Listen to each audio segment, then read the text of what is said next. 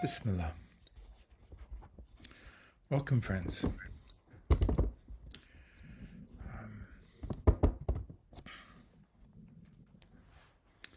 Yes, let's begin by bringing our finest attention to our breath.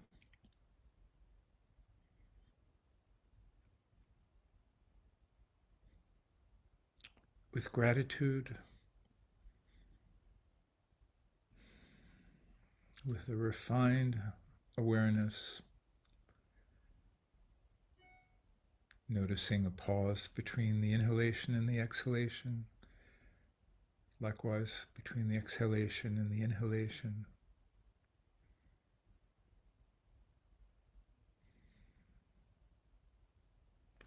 Sometimes we pace this in what we call the 717 breath.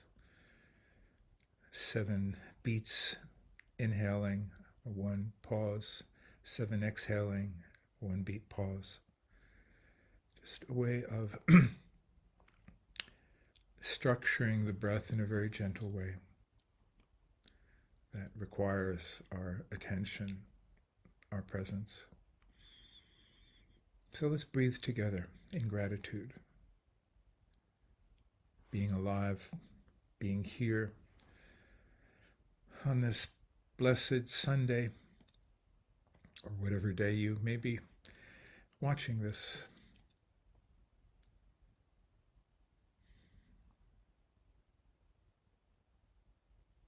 Entering into timelessness,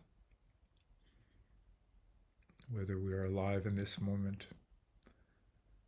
or at a future time. When we go inside, we are entering a dimension that is timeless and spaceless.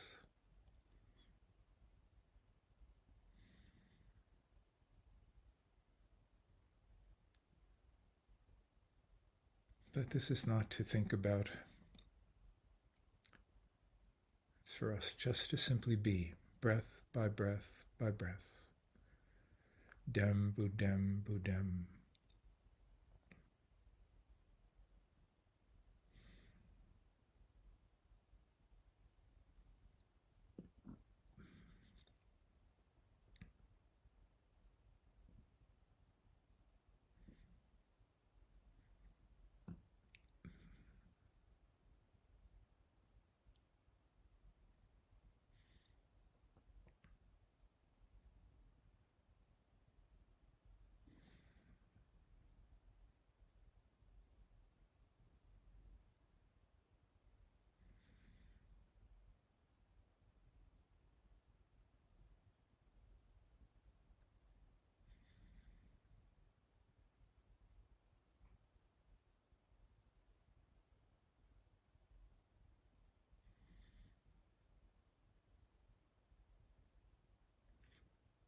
And now that the rhythm of the breath is established,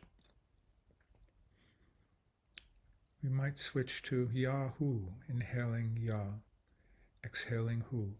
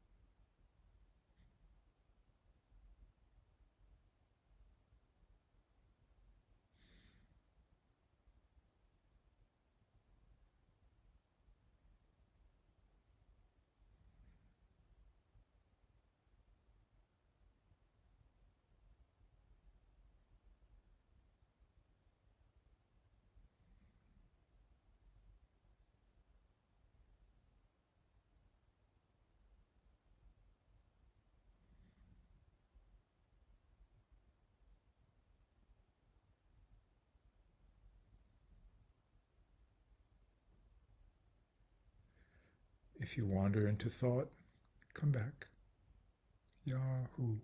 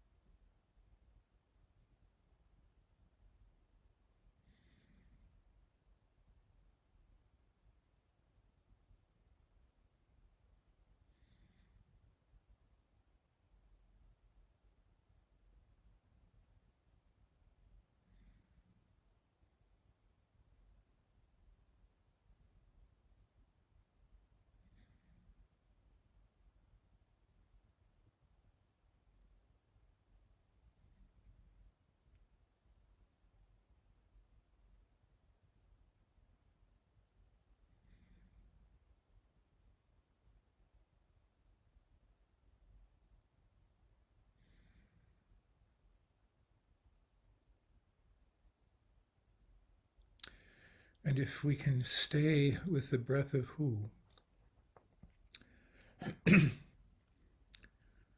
we're much closer to our essential self,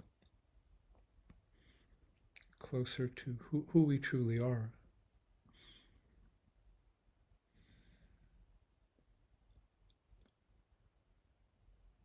And close to that divine presence, which is our source, which is our beloved, our intimate friend, our dost. Yahoo.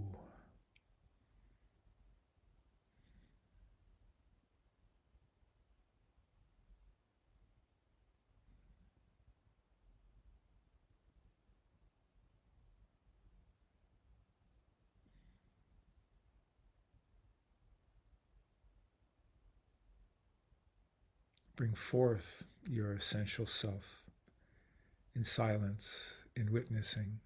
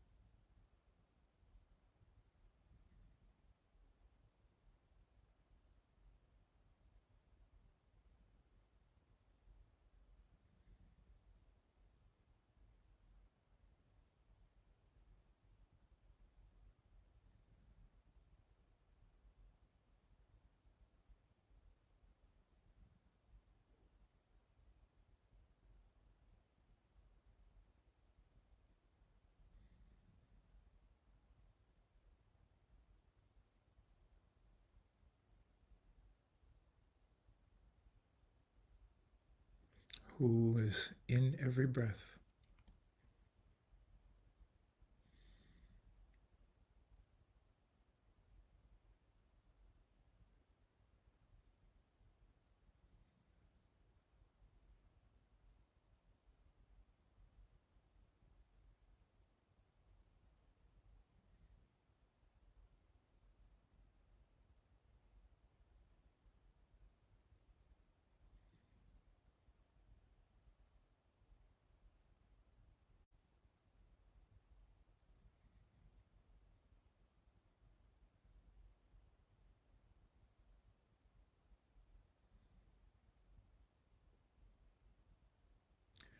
And who is the infinite spaciousness beyond the breath.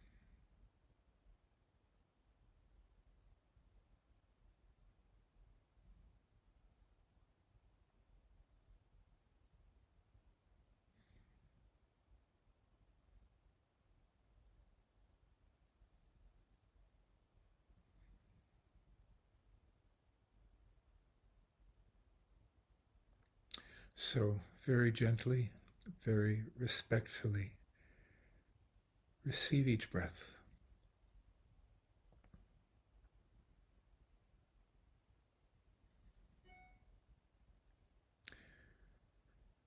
And you can imagine a vortex, a beautiful vortex, spinning and coming into your heart from above.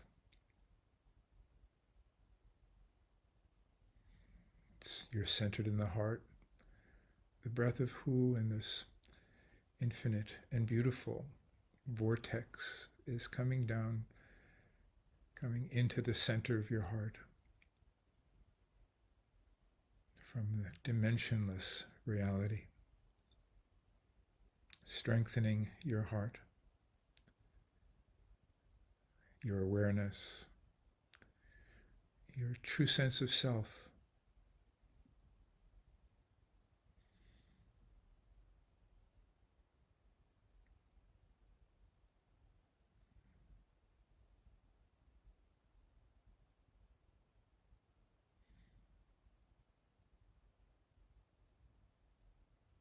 Now we are feeling a little of what a semizen feels, whirling.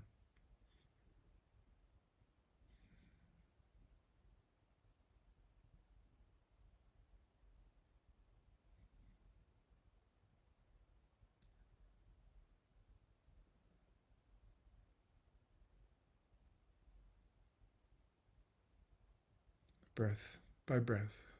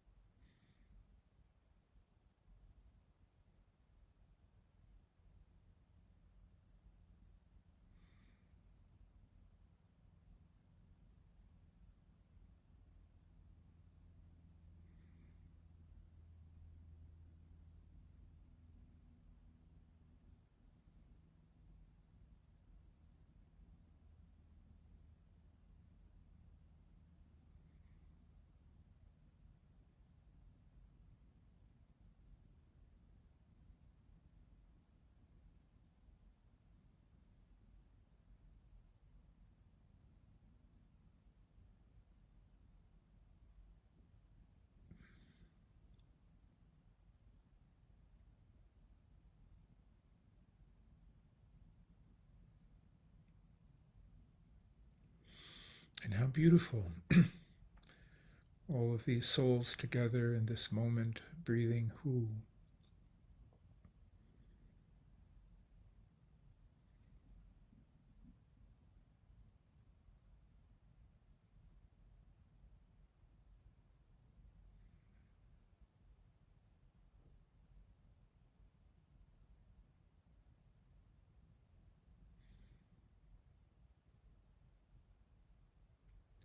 We're in the deep well of Hu, where every resource we need is found and to be activated by our call to our beloved, expressing our need, feeling our true need. We call upon that infinite power that sustains us, that forgives us, that moves us.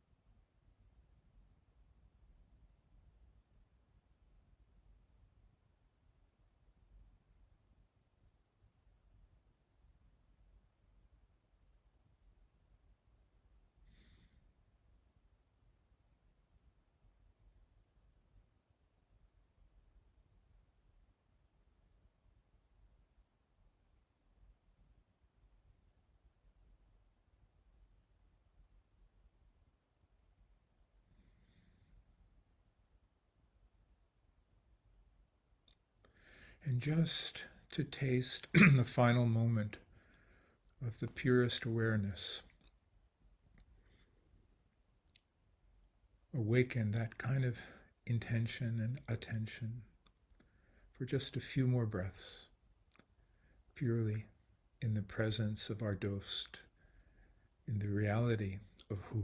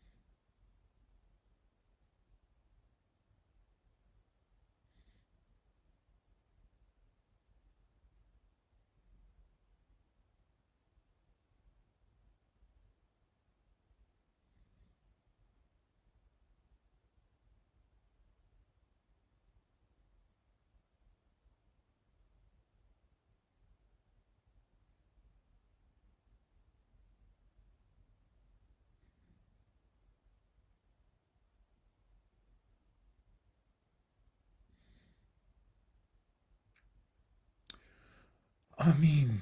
Amen.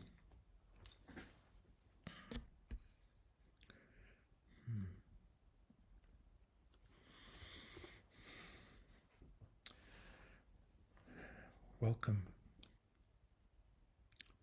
As I was scanning faces and names in the gallery, I just wanted to express appreciation and thank you for having the yearning, the appreciation of this community to be here today.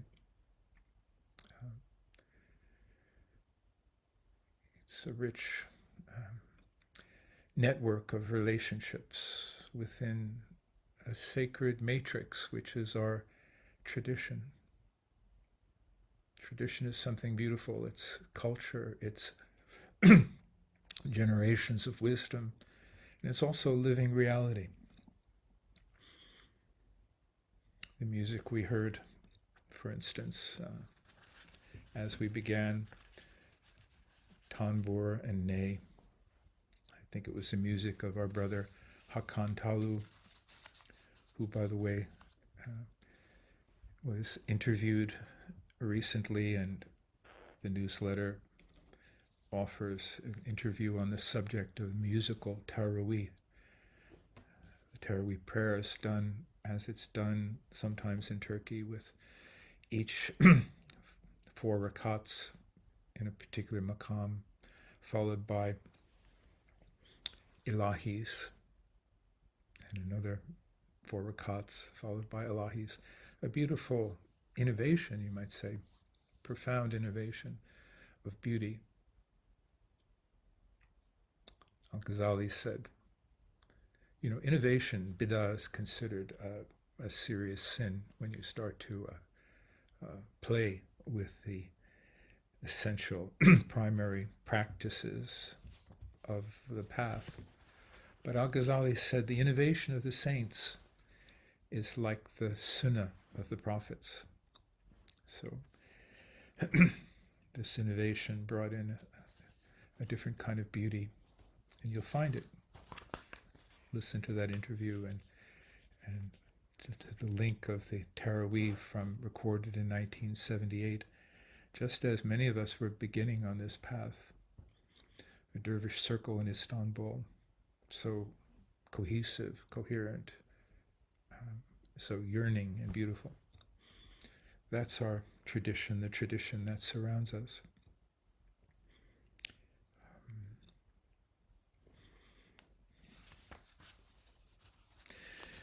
You know the story, most of you do, I trust, of Moses and the shepherd. There was a shepherd, very devoted to God, and he was saying a prayer, and Moses comes. And Moses is a great figure, a great, incredibly strong prophet, but also a certain temperament. I have a Moses in me sometimes when I want to preserve the tradition. I don't want to let the quality slip or be degraded in any way, and I can be a little bit fierce about that sometimes, just being protective of the beauties, the standards, the qualities of the path. So I have that Moses in me. So anyway, Moses comes and he overhears the shepherd, and the shepherd is praying, oh my God, I love you so much. I wish you would come down and be here where I could brush your hair and which I could pick the lice out of your hair and comfort you. And meanwhile, Moses is listening to this, and he's getting upset. He's saying, "What? This is so stupid. This shepherd thinks God doesn't have hair, let alone lice in his hair." And he can't control himself anymore. And he lays into the shepherd and gives him a really hard time. And the shepherd walks off into the desert, and Moses is there alone. And then God appears to Moses and says, "Moses, are you a prophet? or are you here to divide and separate? So,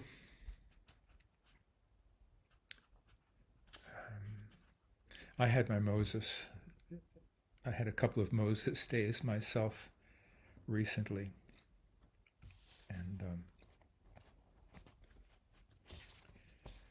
let's see, how can I tell this story? Yes. So on Friday,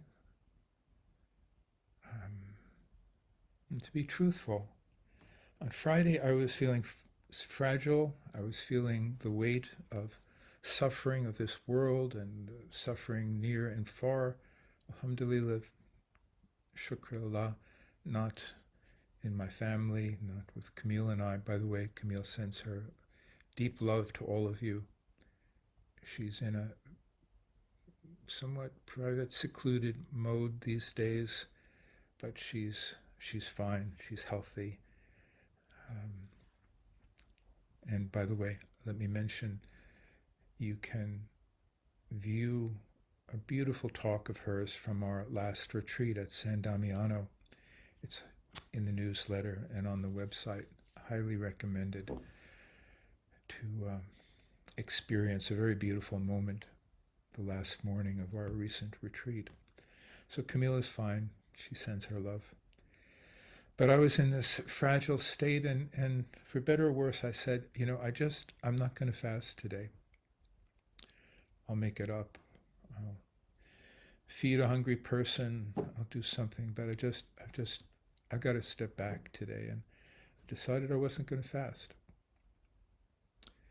And not long after, I also felt I wasn't happy. It didn't feel very good. I asked myself, is it worth it? What am I gaining, really? But anyway, that was the choice that I had made. And a little later in the day, I went to a large masjid here in San Diego. And it was crowded. It took 15 minutes just to find a parking space. And then finally I came in and the khutbah was happening. And sitting next to me was a very old man dressed in white. And I say very old man. Some people would consider me an old man. Let me tell you, this fellow, he was really old. And he's praying. And he's praying in a loud voice. I don't know exactly what the prayer was. I assume it was, he was praying Salat, but why it was going on for so long and why it was loud enough that I had a hard time hearing the khutbah. And of course, I'm a little bit annoyed and thinking, well, we have to bear with this. It's good to be with the community. And it went on. I couldn't imagine what that was about and why it had to be so loud. And I thought, no, I shouldn't say anything to him. Absolutely not. Let it be. And then I started to listen to the khutbah. And at one point, the khutbah was about taqwa and the need for us to really guard ourselves from the consequences of our thoughts and actions, and a very familiar sermon. And it led into a part where the imam told a story about a couple of people in the community who came to him and said, would you pray for our mother? Because our mother is dying. She's on her deathbed. Would you pray for her? And we're concerned because she's not a Muslim and she won't be able to be buried in the Muslim cemetery. And we're really upset about this. And the imam said to them, well, you must not give up. You must, really try to convince her to convert, to say La ilaha illallah. And the man said, but she's not interested. She doesn't want to hear it. We've tried many times. And the Imam says, no, no, you must keep trying.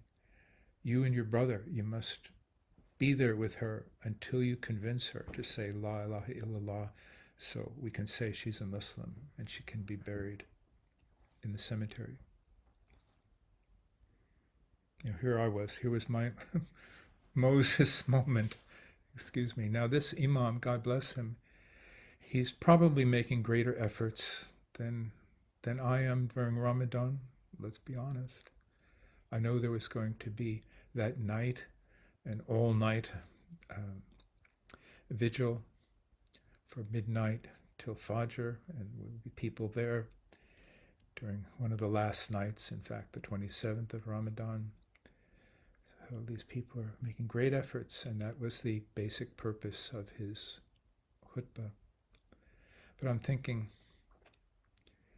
to plague their mother with this insistence on confessing to a label, to a name. Now, on the one hand, who knows? Maybe it's just what was needed. Maybe that's what Allah wants, and maybe that woman would have a moment in which grace would come and there would be a new opening, or else she would spend her last days on earth being irritated by her sons. Who knows? I don't know. But I found myself judging this situation and judging the mentality that approaches the faith conceptually in terms of labels and names, and somehow perhaps missing the essence.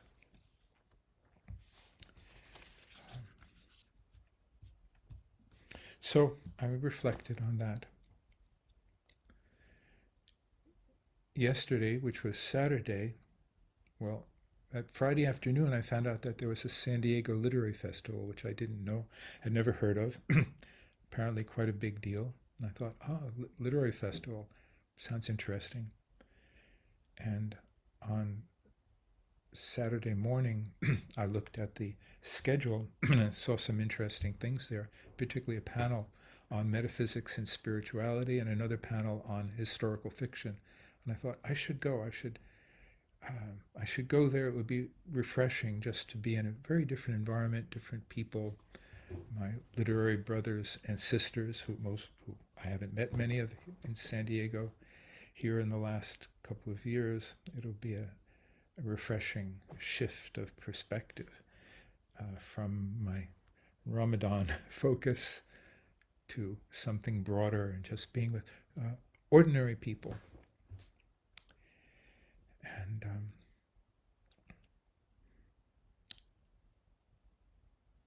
on the way there was a delay, and I found myself, it was on Coronado Island, which normally would be a 40-minute drive from here. But GPS sent me all the way down to the Mexican border, virtually 25 miles out of my way, and I didn't understand why. I haven't been to Coronado in years, but this is not the way to go. But you can't change it when you're driving at 70 miles an hour. And extra, I don't know, half hour or 40 minutes of driving. And finally I get to the festival. And in not too long, the panel will begin. Panel on metaphysics and spirituality. So this is interesting. Who will be on this panel? What kind of people will be on this panel? So let me describe it to you. The moderator was a very lively, sweet, older man who had recently written a book on UFOs, and he was really into extraterrestrials and spirituality. In fact, he had a YouTube channel devoted to spirituality. Very likable person. Next to him was a lovely woman, a young mother, she said, I was born with all my faculties wide open, clairaudient, clairsentient, etc., clairvoyant. Um, and I trusted her.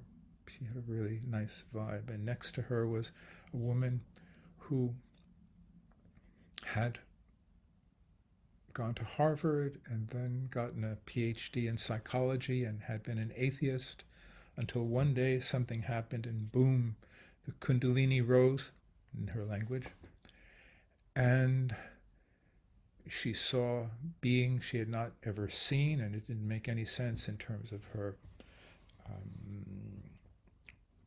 orthodox psychological framework. She said, suddenly here I'm in a discipline where if even you were to write a paper on biofeedback, you would be shunned from the psychology establishment at an Ivy League school. And here I am. Am I going crazy? Am I a mental case? What is this about? And she was forced finally to reckon with that. And a new path opened up for her. And next to her was a man who was recently the new president of a very well-known institution that examines the interface between physics or science and metaphysics, spirituality. And he was very preoccupied with how can I prove scientifically that these things are real. And then next to him was a sexual shaman, an American woman, specializing in, opening people up in some shamanic fashion. Well, as I listened to these people, they were saying essentially the same thing. Even the sexual shaman was talking about opening up to the soul, that this was natural in sexual experience. It comes, and how many people in the audience have had a spiritual experience during sexuality? Unless you think I'm kind of, talking inappropriately, let me just refer to you to Rumi's Masnavi, in which you'll find that he was not ashamed, he was not shy about talking about these things. There are quite a few stories in the Masnavi that our beloved peer, Mevlana Jalaluddin, was not shy or puritanical, and he made a joke of these things in order to express the reality of oneness.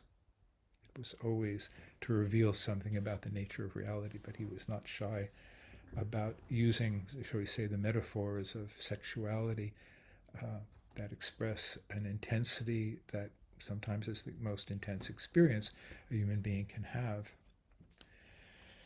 So we talk about all these things, and I was touched by these people. Each one of them, in their own way, was expressing their own journey of opening from a narrow reality to a wider reality, particularly the reality of the soul, which is vast, and the different ways that reality is approached. And the First Lady, the medium, for instance, a lot of her work was comforting people who had lost a partner or a child, to reassure them through communication with someone on the other side that everything's all right. You don't need to carry this grief. I'm okay. I still love you, the child says to the parent, or the mother says to the son. Beautiful service, and helping us to remember that we do live in this reality in which souls are eternal and even carry some of the characteristics they had in life, and they're listening to this world. They're here with us. We say this in our tradition. we're not here alone.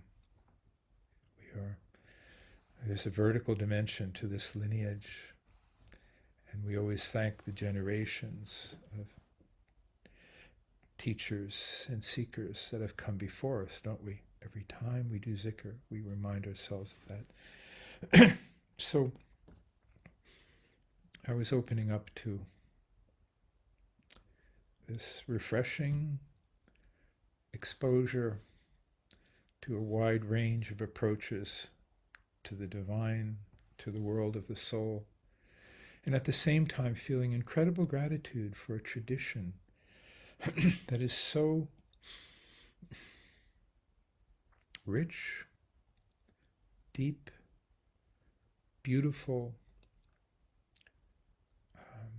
helping us to orient through the stages of a journey, helping us to remember our spiritual compass, our true Qibla, our true direction. Excuse me. And how grateful I am to be in such a tradition and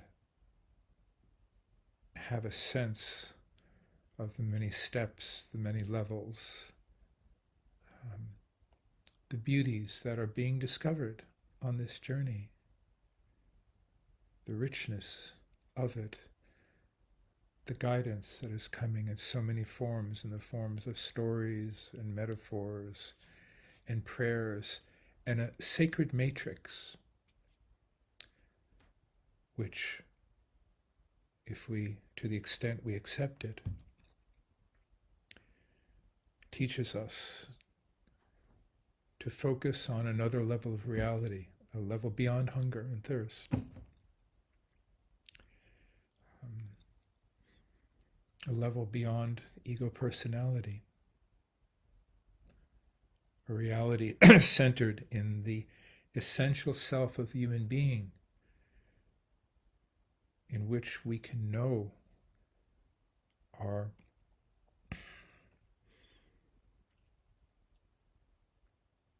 true nature as it is sourced in God, as it is open to the inflow of grace and mercy and knowledge and guidance, and learning to trust that. Now, all our beloveds on the panel, they're doing something similar. God bless them. And my Moses was getting dialed down, and that deconstruction of opinion, of personality that depends on beliefs and labels, or that depends, more dangerously, on my sense that I think I know what's truest and what is best.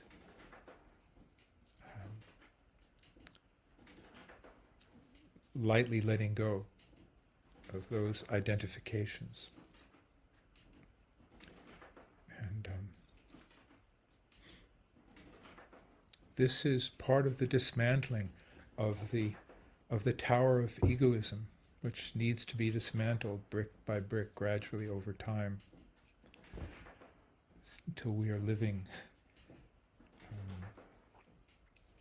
relatively speaking, in a state of freedom and relative selflessness. Now, excuse me, something interesting is happening. I have a printer, and the printer it actually has the name Envy. It's an HP Envy, that's the brand. Hold on. It's come alive, it's making noises, and it shouldn't. I'm going to pull the plug.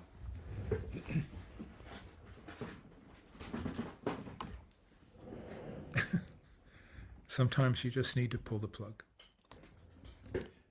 When the printer of Envy comes alive for no reason, and it's like humming and whirring, and we can pull the plug.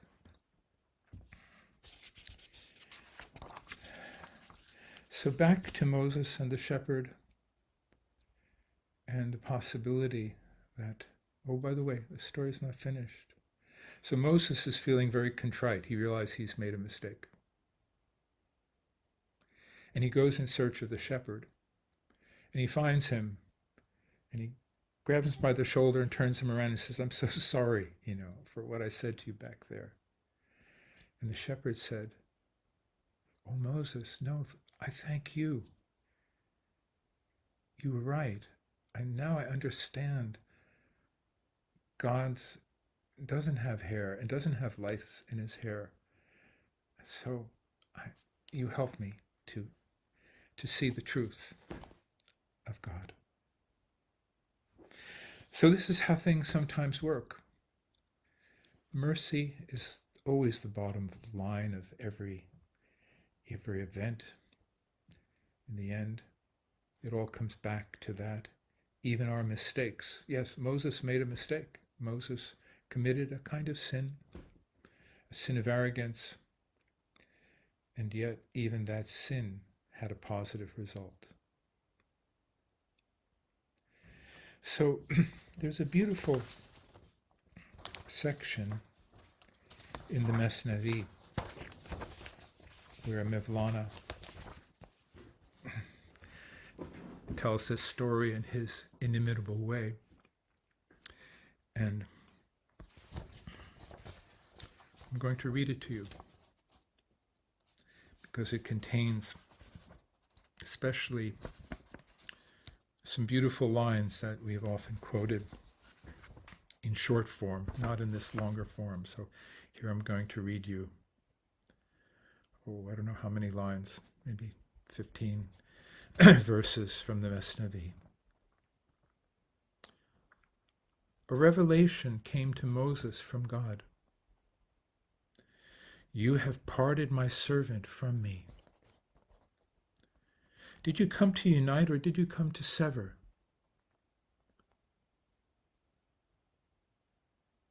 So far as you can, Moses, do not set foot in separation. Of all things allowed, the most hateful to me is divorce. I have bestowed on every one a way of behaving. I have given to every one a form of expression. To one it is a virtue, and to you it is a fault. To him it is honey, and to you it is poison. But I am independent. I, Allah, am independent of all purity and impurity, of all slothfulness or enthusiasm. I did not ordain any prophet for myself. No, I only bestow kindness upon creation. To the Hindus, the idiom of Hind is praiseworthy. And to the people of Sind, the idiom of Sind is praiseworthy. I am not sanctified by their glorification. Let them scatter pearls and be sanctified. I'm not about the language or the words. I look at their inward state. I gaze into the heart to see if humility is there. I gaze at the heart to see if humility is there, whether their words are humble or not. Because the heart is the substance. The heart is the substance, and speech is the derivative. So the form is subservient. The substance is the source. Enough of concepts and labels and metaphors. I want burning, burning, befriend that burning. Lovers are continually ablaze. You know, you can't tax a ruined village. And if the lover speaks clumsily, don't call it a mistake. And if he's covered in blood, still, He doesn't need to do ablutions. For martyrs, blood is better than water. His fault is better than 100 correct actions.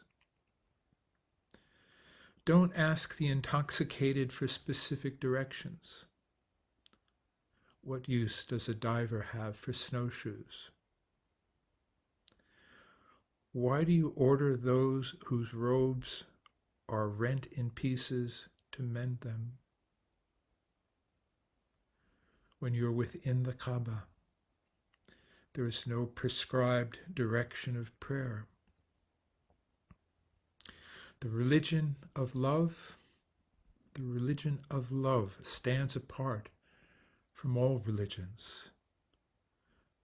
For lovers, the only religion or sect, the only millet or madhab is God. And a ruby with no seal or inscription is still precious. And love, though in a sea of sorrows, is not sorrowful. Thank you, Mevlana.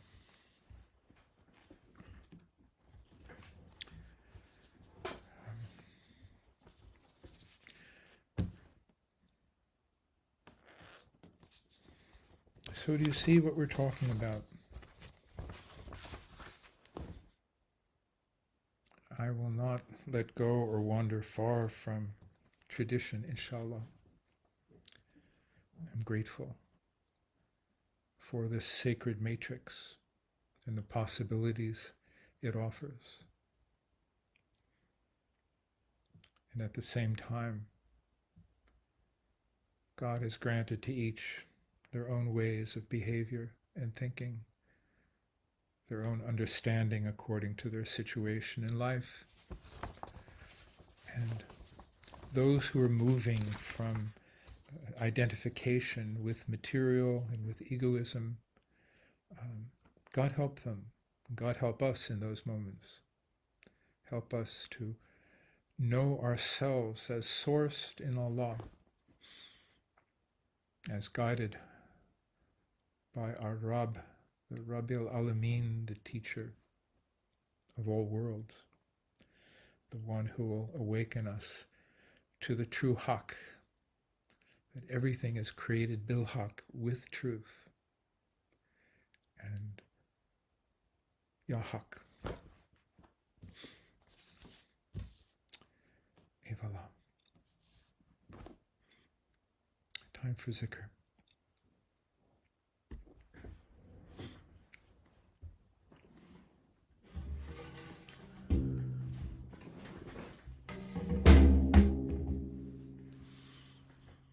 Al-Fatiha. Bismillahir-Rahmanir-Rahim. Alhamdulillahi Rabbil Alameen. Rahmanir-Rahim. Maliki Yawmiddin. Iyyaka na'budu wa iyyaka nasta'in. Ihdinas siratal mustaqim. Siratal ladzina an'amta 'alaihim. Ghayril maghdubi 'alaihim waladdallin. Amin. As long as we're in this world, none of us is free of those Moses moments. None of us is free of faults and sins. May we be forgiven. May we be forgiving. Astaghfirullah. Astaghfirullah.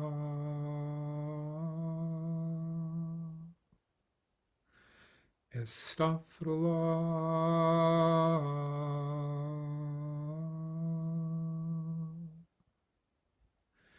Astaghfirullah.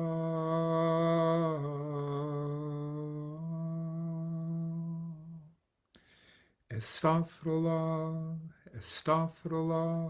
Astaghfirullah. Astaghfirullah. Astaghfirullah. Astaghfirullah. Astaghfirullah. Astaghfirullah. Astaghfirullah.